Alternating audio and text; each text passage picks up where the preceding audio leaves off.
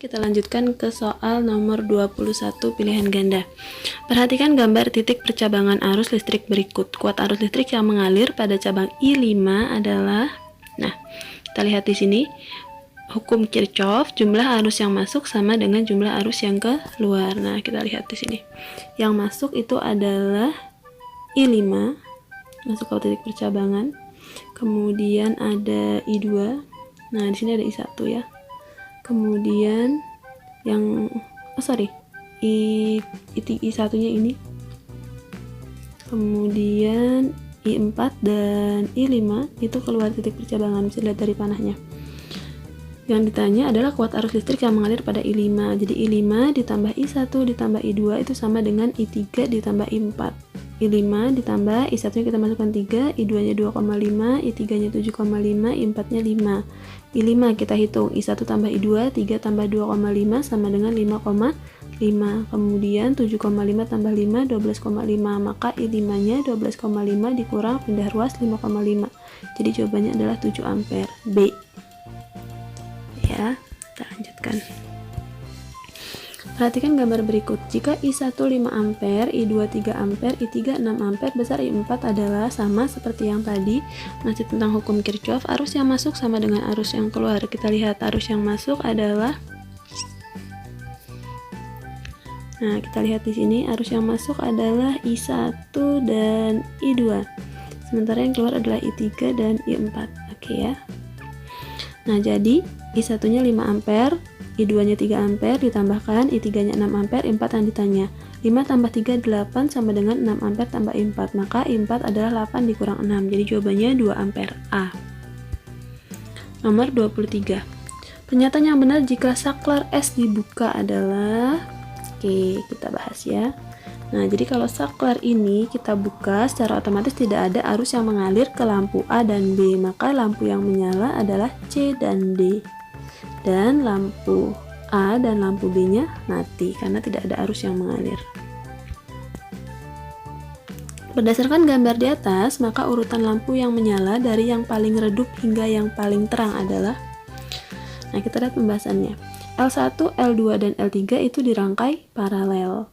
Nah, pada rangkaian paralel, beda potensial lampu adalah sama, sehingga lampu dengan hambatan terbesar adalah yang dayanya paling kecil dan paling redup. Jadi jelas bahwa yang paling redup adalah L1, L1, kemudian yang kedua L3, dan baru yang ketiga adalah L2. Nah, sekarang bagaimana dibandingkan dengan L4?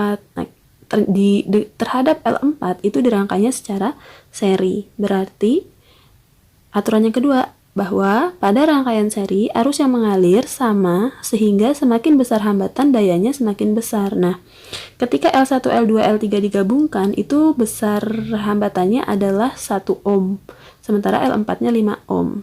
Nah, semakin besar hambatan maka lampunya semakin terang, berarti L4 lebih terang dibandingkan dengan L1, L2, dan L3. Maka urutannya adalah L1, L3, L2, dan L4. Jawabannya A. Nomor 25. Jika besar R1, R2, dan R3 nilainya sama, maka yang memiliki nilai hambatan pengganti paling besar ditunjukkan oleh nomor, cari saja yang rangkaiannya seri, pasti hambatannya paling besar. Jadi jawabannya adalah yang nomor 3. Nomor 26. Suatu hambatan 15 ohm dihubungkan dengan baterai. Kuat arus yang mengalir adalah 2/3 ampere. Hitung nilai tegangannya. Nah, rumusnya adalah V sama dengan I kali R. I-nya 2/3 ampere, R-nya 15 ohm. 2/3 kali 15, 10 volt. A. Nomor 27. Perhatikan beberapa sumber arus listrik berikut. Alat yang menghasilkan arus listrik searah atau DC adalah 1 dan 3. Iya, B ya jawabannya. Nomor 28. Dua buah resistor memiliki hambatan masing-masing 9 ohm dan 6 ohm dirangkai secara seri. Kedua resistor tersebut dihubungkan dengan baterai yang memiliki tegangan sebesar 30 volt. Hitung kuat arus yang mengalir pada kedua resistor tersebut. Nah, jadi kita hitung dulu hambatan totalnya antara R1 dan R2. R1-nya 9 ohm, R2-nya 6 ohm. Dirangkai seri, jadi tinggal dijumlahkan 9 tambah 6, 15 ohm. Yang ditanya arusnya, arus sama dengan beda potensial dibagi dengan R total. Nah, di sini beda tegangannya 30, R totalnya 15. 30 bagi 15, 2 ampere. Jadi jawabannya yang C. Nomor 29. Air yang mengalir, khususnya pada sungai-sungai yang deras atau air terjun, dapat dimanfaatkan sebagai sumber energi alternatif untuk membangkitkan energi listrik. Arus air dapat digunakan untuk menggerakkan turbin sehingga menghasilkan energi listrik. Alat yang digunakan untuk mengubah energi gerak turbin menjadi energi listrik adalah, jelas ya, jawabannya adalah C. Generator. Nomor 30. Pada tahun 1930, pemerintah Amerika mulai menggunakan kincir angin sebagai sumber energi listrik utamanya. Di daerah California sudah ada 13.000 kincir angin yang digunakan untuk memenuhi kebutuhan listrik hingga 1,5 sampai dengan 4 juta kWh (kWh) setiap tahunnya. Indonesia sendiri sudah membangun beberapa unit kincir angin di Yogyakarta dengan kapasitas 80 kW. Berikut ini alasan dipilihnya angin sebagai salah satu sumber energi alternatif adalah oleh beberapa negara adalah, jawabannya adalah yang A. Jadi penggunaan kincir angin itu lebih ramah lingkungan. Tetapi kalau dari biaya perawatan itu cukup mahal ya, tidak murah. Jadi B salah. Kemudian stabil dan mudah diprediksi kondisinya. Nah, ini salah, tidak stabil karena angin itu tidak bisa diprediksi. Kemudian yang terakhir, sumber energi yang tak terbarukan. Salah, karena angin adalah sumber energi yang terbarukan. Kita lanjutkan ke soal esai.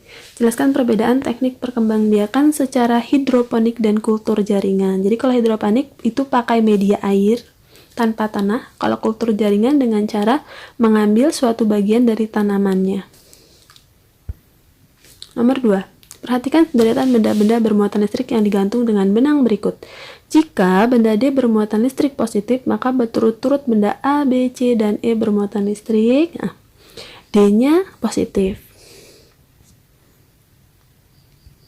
Ya. Ini D-nya positif. D dan E itu saling tolak menolak, maka E-nya pasti positif karena sejenis tolak menolak. Nah, C dengan D tarik menarik, berarti C-nya pasti berlawanan dengan D, berarti negatif. Nah, B dengan C itu tolak menolak, berarti B-nya negatif, A-nya positif. Berarti jawabannya A positif, B negatif, C negatif, dan E-nya positif. Nomor ketiga. Dua buah muatan masing-masing plus 15 kali 10 pangkat negatif 6 kolom dan plus positif ya, positif 3 kali 10 pangkat negatif 6 kolom terpisah sejauh 10 cm. Jika K 9 kali 10 pangkat 9, tentukan besar gaya tolak menolak kedua muatan. Ia pakai rumus F sama dengan K kali Q1 kali Q2 dibagi R kuadrat. K-nya 9 kali 10 pangkat 9, Q1 15 kali 10 pangkat min 6, Q2-nya 3 kali 10 pangkat min 6, R-nya diubah dari 10 cm jadikan meter jadi 1 kali 10 pangkat min 1 kuadrat. Dilakukan perhitungan sehingga diperoleh 137,7 Newton. Soal keempat. Sebuah lampu memiliki spesifikasi 220 volt. Jika arus yang mengalir 0,1 ampere dan lampu menyala selama 1 menit, tentukan daya listrik, yang kedua energi listrik. Diketahui V berarti tegangannya ya 220. I-nya 0,1 ampere. Waktunya 1 menit diubah jadi detik. Jadi 60 detik atau 60 sekon. Yang ditanya P sama W-nya. Hitung P itu rumusnya V dikali I atau tegangan kali arus. V-nya 220, arusnya 0,1, hasilnya 22 watt. Sementara untuk energinya, daya kali waktu. Dayanya tadi kita dapat 22, waktunya 60, dikalikan jadi 1320 joule. Soal kelima yang terakhir. Di sebuah desa yang cukup jauh letaknya, belum ada jaringan listrik. Desa tersebut memiliki potensi alam yang sangat bagus, yaitu udara yang masih sejuk, masih banyak tumbuhan hijau, dan sungai-sungai yang mengalir deras. Kepala desa tersebut memiliki gagasan untuk membuat pembangkit energi listrik sederhana dengan memanfaatkan potensi yang dimiliki oleh desa tersebut. Menurut kalian, apa jenis pembangkit listrik yang dapat dibangun oleh kepala desa bersama warga desa? Jadi kalau kita lihat di sini, desa itu memiliki sungai-sungai yang mengalir deras, dan itu bisa dibangun sebuah pembangkit listrik tenaga air. Terima kasih, semoga